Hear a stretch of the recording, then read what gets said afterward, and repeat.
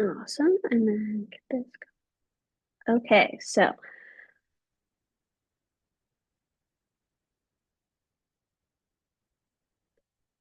thank you for joining today. My name is Alexis with SIMBA, and today we're going to be talking about elevating customer engagement. This is just a little SIMBA business bite, so we really just a quick, short um, topic that we kind of cover in 30 minutes. So if there's anything that is standing out to you that you want further explanation on, further discussion, further collaboration, there's a little part at the end where I'll show you how you can get some free assistance, free business support from SIMBA. But today we're going to be talking about the first part is just the power of returning customers.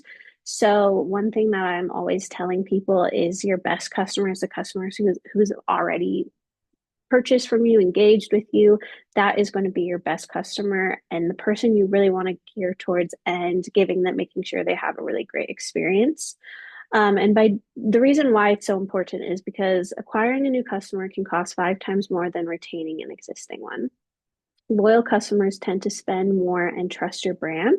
Also, returning customers help build a strong community around your business. So, making sure that they're having a really good customer service and really engaging experience with your business is important because they're also going to be telling their friends and their family about you and wanting to give you more business and encourage people to shop because once you have a really good customer, they're probably going to be coming back.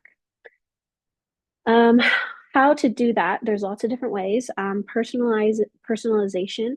So just remembering people's names, remembering their preferences, offering tailored recommendations is really important. Seamless communication. So making sure customers can easily reach you via multiple channels, so phone, email, chat, social media. That's important. Um, Also, just having just overall great customer experience. So, training your staff to be friendly, knowledgeable, productive, proactive, and problem solving. One thing I've learned in customer service, depending on like what you do and what you offer, there's some things that are really important to people. Like I used to work in furniture, and people would be making these really big purchases for a sofa, and they have to sit on the sofa. They would have to look at this sofa every day and so just making sure that they feel comfortable and they can ask questions and also just understanding that this is a big purchase for them. This is their money. They put a lot of time in, just made me more aware and try and have like a better customer service with people. Um, Another option, which I always love this option as a consumer, is like loyalty programs. So rewarding repeat customers with exclusive deals, discounts, and perks. Um, what like today I got I had 10 coffees, so I get a free coffee, which just made my day. And like those little things really make the day. I know that Square, people who have Square as their POS, they have it so that you can do that reward system and it's super easy. People I get like all my receipts to them. So just making it more like personalized and like making it so people want to keep coming back. Also just that follow up, so like surprise and delights. So, but I really think of it as like following up with the customer. So sending thank you notes, birthday discounts, unexpected bonuses, things like that really go a long way. People see that. Also, when you are doing those follow ups, those thank you notes, those thank you emails, text messages, that's a good way of getting people to kind of add on. So we were always when I was in doing my furniture I took that chance to be like, hey, thank you for coming in. Also, when you're ready to buy a rug to go with that sofa, let me know. So just kind of staying on top of there, doing really good follow-up is really important. And I think it goes a long way. It's not super common, honestly. The people who are doing really good follow-ups are like bigger businesses and bigger companies, but I don't see it a ton in like small businesses. I think it just goes a long way. Uh, and then I'm going to talk about email and text campaigns. I'm pretty firm believer that things are shaping in how like marketing it's changing in that um social media isn't getting as much push just because of the algorithm, and they're really focusing on big content creators and big businesses, that we are going to have to be creative and think of other ways of marketing. And one way of marketing is email and text campaigns. When I was working at the interior design and furniture store, I remember we would get an influx of people after an email campaign went out, and just having that extra boost of indoor in-person traffic was really nice. And people would come in and be like, "Hey, I saw this on this email. I really like this and I want to see it in person." So I think email marketing is still really important, and I don't think businesses should be sleeping on it at all. So the best way to do that is investing in a good CRM to manage customer interactions and email campaigns. There's a lot of good CRMs out there. We use HubSpot CRM. I know they have some free options, Zoho CRM, MailChimp. Another one was Constant Contact. And those actually have campaigns in them. So you can use their templates and you can send out emails to them. Also, what's really nice about CRMs is you can like personalize their contacts. So if you add them as like a tag, or if you add them in certain groups and lists, you can make sure you're really sending out very specific email content towards them. One thing that I used to do was, if someone was really interested in like they liked a certain brand that we carried, I made sure to tag them with that brand. So anytime that brand came in, I was sending them emails and I was sending them content geared towards that. But yeah, so just building an email list with signups from your website and also in-store visits, even just having a lit, like a checkout at your front checkout, having a bowl with some paper next to it, and it just says, "Hey, enter this giveaway. We're going to give you a $50 gift card if you enter and put in your email." That is a good way. But also just making sure on that piece of paper, there's a part on there where people can check, and people can check whether or not they want to receive emails from you, and making sure that they are aware that they are subscribing. That is very important. There's a lot of rules and guidelines about that. Using personalized subject lines and offers is really important. So something like, for example, like "you are invited," or "your 10% reward is available." Adding that. Also, there is places where you can put their names. So just making it a little bit more personalized. Sending regular newsletters and with promotions, updates, valuable content. If you are just an organization or anything, a nonprofit, just like highlighting like what you guys do, events. Also, if you are wanting to highlight certain deals and promotions or anything like that, that's really important. One thing that we do at SIMBA is we put all of our newsletters on our website. So anytime that we have a newsletter, we just pop it onto our website, and we have a newsletter area so people can go back and look. It also is really good for your SEO, for tracking, getting those keywords and pulling more content from your website. So that's really important. And then automated welcome emails and follow-ups to keep customer engaged. So you can, if you are wanting to send like welcome emails, thank you, follow-up, that's a good way, is using your CRM. And I don't know if I mentioned it, CRM is customer relationship management. So yeah. Another big thing that is really popular is text campaigns. Text messages have a 98% open rate. I usually tell people, if you're going to do text campaigns, make it so it's very limited, Have to be because super. hi, Lena.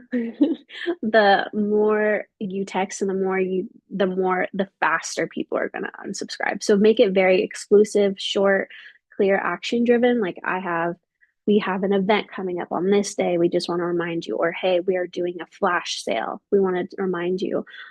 Also, you can do personalized ones for like their appointments, reminders, order updates, and then also those flash sales. So some options you can use for text campaigns. I'm really familiar with Podium. That's a really good one. Also, there's one called Easy Texting, and then Twilio. There's a lot of options out there, but those are probably the ones that I'm more familiar with. Those ones are really nice because they organize. They can use your phone, so people are actually calling and texting the phone that's listed on all of your information. Also, they have options where people can stop and unsubscribe if they are not wanting those text messages anymore. So there is some rules and guidelines on texting from as a business, and so they're able to kind of help and navigate and make sure you're doing it the proper way. But yeah, so text campaigns definitely, if you are doing them right, they can be really, really useful and productive. Also, and I can talk about websites. There's a lot of the texting apps and software that you can use will hook up to your website. So you have like a nice little chat box on the bottom right or left of your website so people can easily just message you and ask for questions while they're navigating your website. And that is really nice, especially it's better if you are replying to people really timely and like pretty quick too. That is going to be your best bet. But that is a great way. I used to do that where I would just reply to people and be like, hey, and also you can put in like frequently asked questions and responses. So if people are like, when are you open? You can just have it automatically send out your hours, stuff like that. But that kind of moves me and transitions into having a website. Websites are so important. I cannot stress that enough.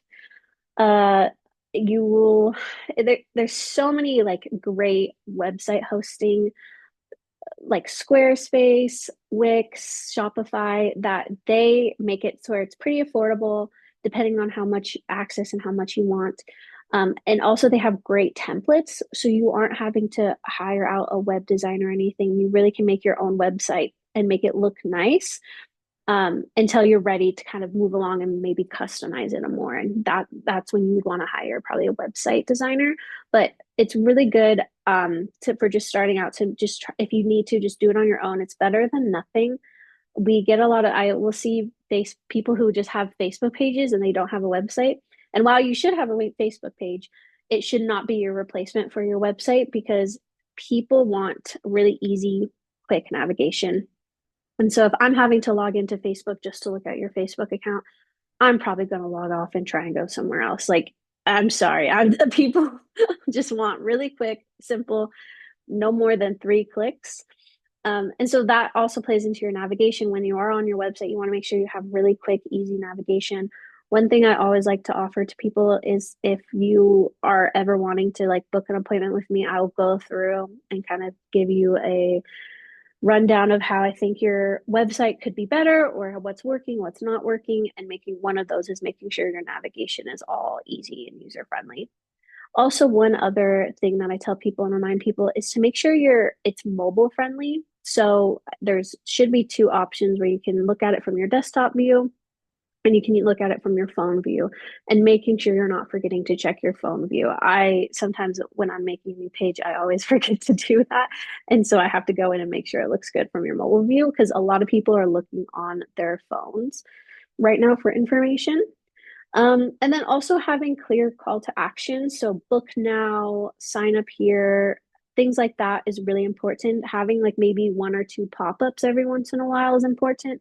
Just having it so people can easily get your services, make sure people can contact you. And also, yeah, just displaying contact information. That's really important. People want to make sure people can find your email, your phone number, your addresses, all of that information. Linking to your social media platforms also is really helpful. If you are someone who you don't have a storefront, you don't have a space, making sure you have those areas where people can book an appointment or contact you is more important because people can't just go to your store and contact you. They have to contact you via your website or email or phone. So, yeah, just making sure your website is looking clean, professional, and just simple and easy for people to use is very important. One other thing I've been discussing a lot is Google business profiles. They are super important. I don't know if I'm the only one here, but I use Google for everything. I don't use really Bing. I don't use Yahoo. I use Google for everything. And that's usually, and also if I'm not using Google, I'm using Google Maps. And so I've been really trying to push small businesses to focus on their Google business page. It's free and it's pretty powerful for local businesses. And also 80% of consumers use Google to find local businesses. that is where people are finding what they want to consume, where they want to shop, who they want to support.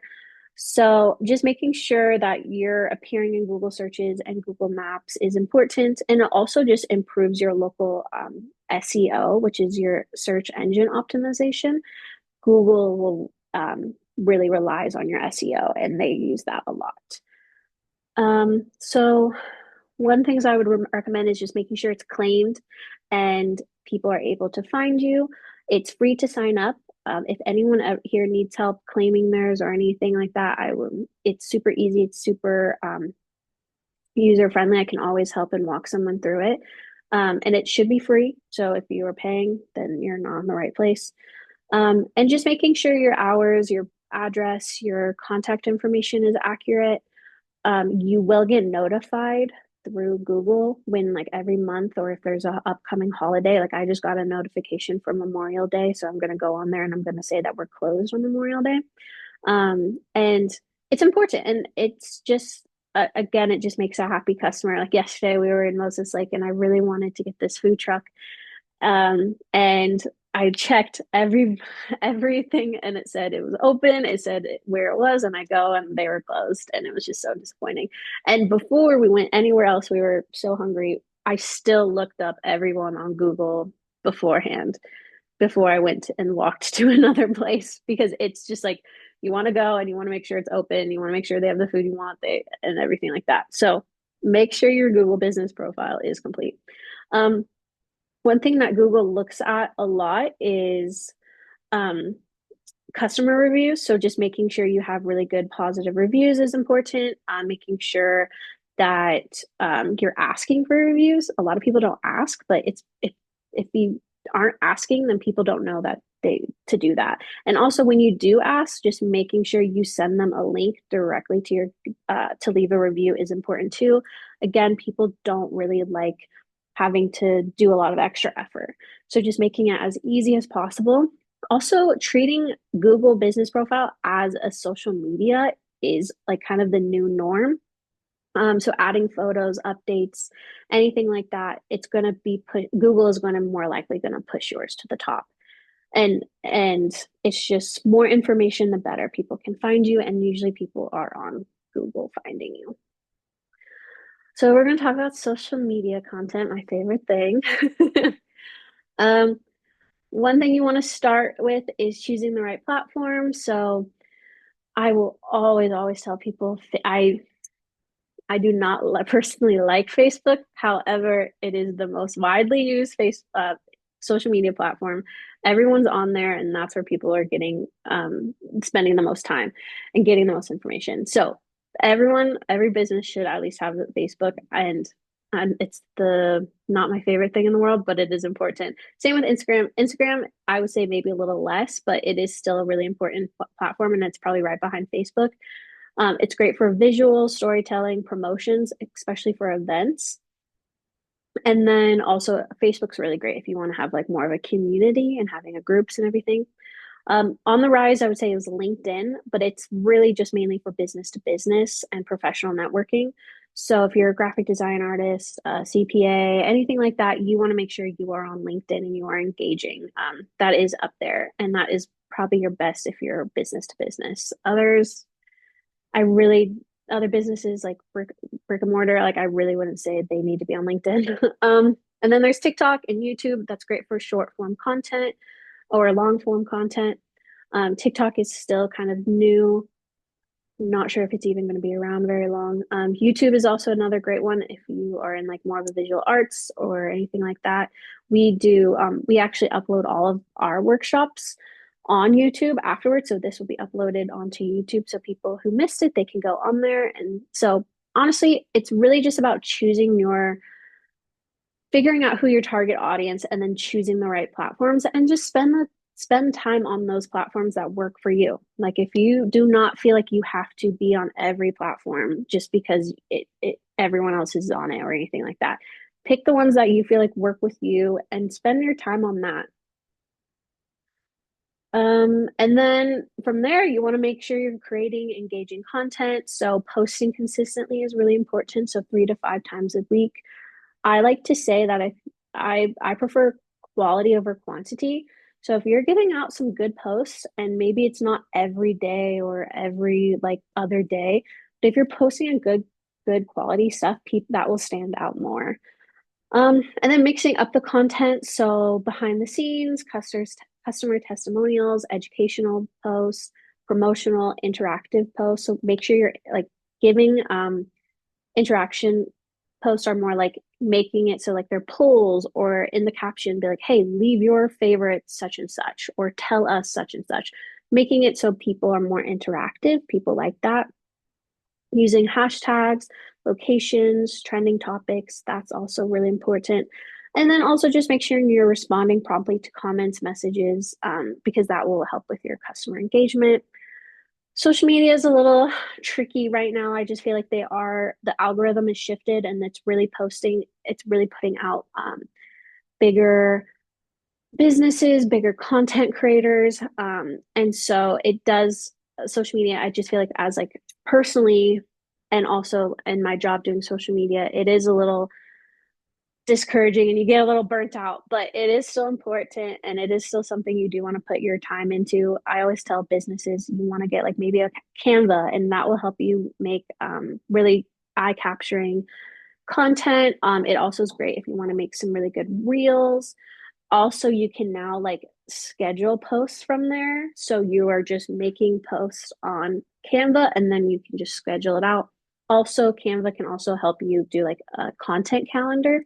It sounds like I'm a spokesperson for Canva. I'm not. I do not get paid by Canva. I just really think it's useful and helpful. And if you are not like a graphic designer, you can make really cool content that is graphic designer content that is really easy and super user friendly. So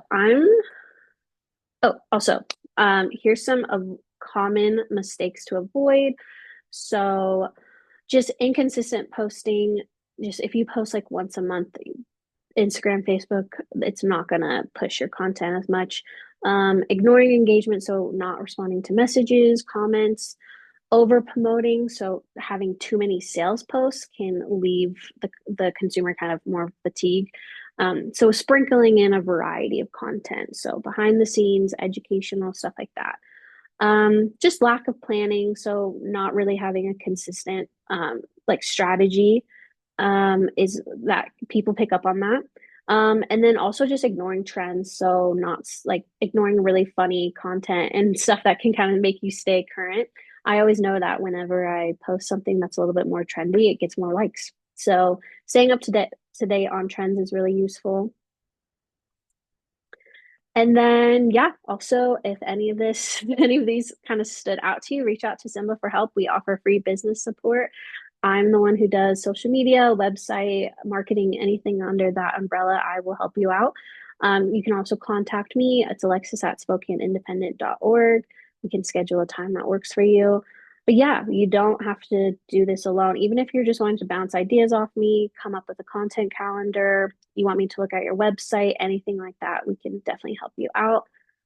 And I said earlier that this is just SIMBA Business Bites is really just small topics that we can discuss. And if you want more and you want to expand, just let us know. And I'm going to give you time for questions. I see one in the chat. Hi, Stephanie. If you want to unmute yourself and ask, go ahead. But anyone have questions or anything, just let me know.